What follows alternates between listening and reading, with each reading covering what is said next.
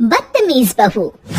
सभ्यता से भरपूर शास्त्री परिवार की इकलौती बेटी मोहिनी को बचपन में ही पढ़ाई के लिए विदेश भेज देते हैं, जहां से वो सालों बाद ग्रेजुएशन पूरी करके इंडिया वापस आती है, जो अब संस्कार, सभ्यता, संस्कृति जैसी चीजों से कोसों दूर होती है। एक सुबह मोहिनी शॉर्ट ड्रेस पहने, कानों में हेडफोन लगाए जोर जोर से इंग्लिश गाने गाती हुई घर में घूम रही होती है। सुबह सुबह भगवान का नाम लेते हैं, राक्षसों की तरह चिल्लाते नहीं। पॉप्स, आपको अच्छे गाने की बिल्कुल समझ नहीं है, सब ठीक है, चलो पियो। अरे मोहिनी, पापा से ऐसे बात करते हैं क्या? सारी तमीज भूल गई हो। ओह मॉम प्लीज, इतनी बड़ी भी कोई बात नहीं हुई, सो डोंट ओवररिएक्ट। ऐसे ही दिन बीतते हैं जिसमें मोहिनी के तौर तरीके, रहने और बात करने का ढंग उसके मम्मी पापा को परेशान करने लगता है। भला कोई मानेगा कि ये मेरी बेटी है?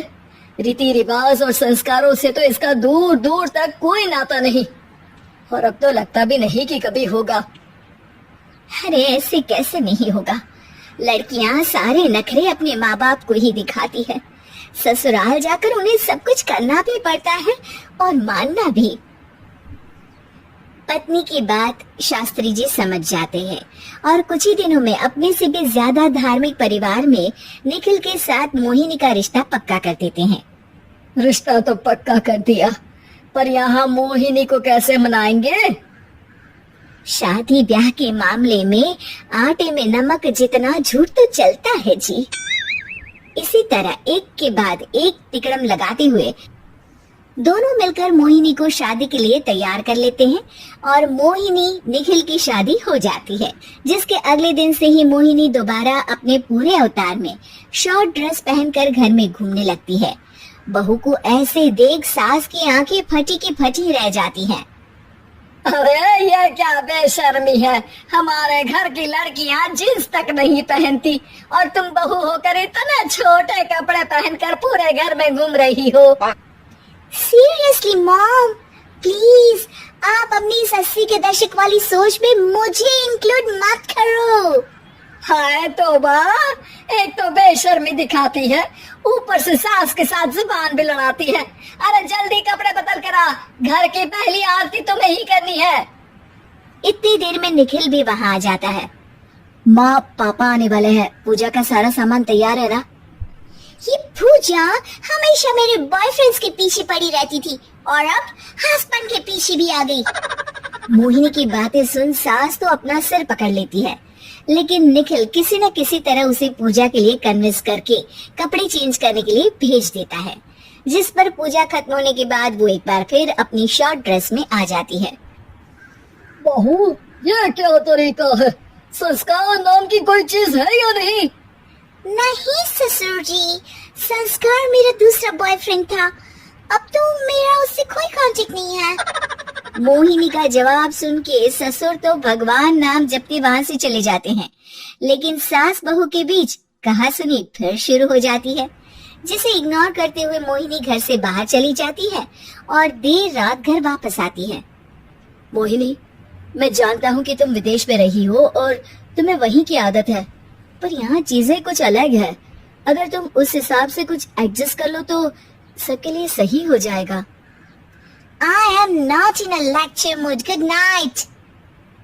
अगली सुबह मोहिनी देर से उठकर एक बार फिर उसी तरह सबके सामने आती है, जिस पर उसकी सास कुछ बोले उससे पहले ही मोहिनी की दोस्त मोनिका और रचल वहाँ आ जाती हैं। Oh hi darling, how are you? OMG, we missed you so much. I missed you too darling. Ram Ram, इन्होंने तो तुमसे भी छोटे कपड़े पहने हैं। अरे तुम लोगों के अंदर कोई शर्म लिहाज बाकी भी है या सब बेच खाई? मोहिनी, तुम्हारी मेड कुछ ज्यादा नहीं बोलती? इस पर मोहिनी की दोस्त उसकी सास का मजाक बनाने लगती है, जिसे सुन निखिल उन्हें जवाब देते हुए कड़वे शब्द सुना देता है और वो सुन के वो दोनों तो मुंह बनाए वहाँ से चली जाती है, लेकिन गुस्से से लाल मोहिनी वहीं खड़ी निखिल को घूरती रहती है। घूर क्या रही हो?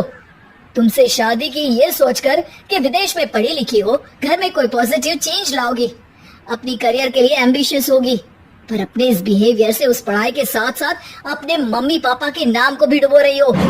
अगर तुम्हें ऐसे ही हाल रखने हैं तो यहाँ रहने की कोई जरूरत नहीं है। निखिल की बातें सुनकर मोहिनी रोते हुए घर छोड़कर अपनी मम्मी पापा के पास वापस आ जाती है। ससुराल में सब कुछ ठीक तो है? वो अपने आप को समझती क्या है? मोहिनी पर चिल्ला रहे? मैं क्यों उसके इशारों पर चलूं? मैं अपनी लाइफ अपने तरीके से जीना चाहती हूँ और वो ना आप लोगों को मंजूर था और ना ही उन्हें है। तुम यहाँ नहीं रह सकती। अपने पापा की बात सुन के मोहिनी हैरान रह जाती है। हाँ, तुमने बिल्कुल सही सुना। अगर तुम्हें अपने इस घमंड, बेशर्मी और बदतमीजी में ही जीना है तो तुम यहाँ भी नहीं रह सकती। बेटी, मैं मानता हूँ हमारे यहाँ रीति रिवाज बहुत मायने रखते हैं और हमने उन्हीं के ओवरडोज से बचाने के लिए तुम्हें विदेश भेजा था। एक लड़की जो शादी करके घर और बच्चे संभालती है, उससे तुम अपने आप को ज्यादा समझ सको इसके लिए भेजा था। तुम उससे ज्यादा समझो और बनो, पर तुम तो किसी दूसरी ही ट्रेन में चढ़ गई बेटा। उसके मम्मी पापा बहुत देर तक मोहिनी को सारी बातें समझाते हैं, जिन्हें सुनकर मोहिनी को अपनी गलती का एहसास होता है। वो जॉब ज्वाइन कर लेती है और ससुराल वापस आकर उन्हें मॉडर्न बनाती है और खुद भी कुछ रिवाज सीखते हुए खुशी से रहने लगती है।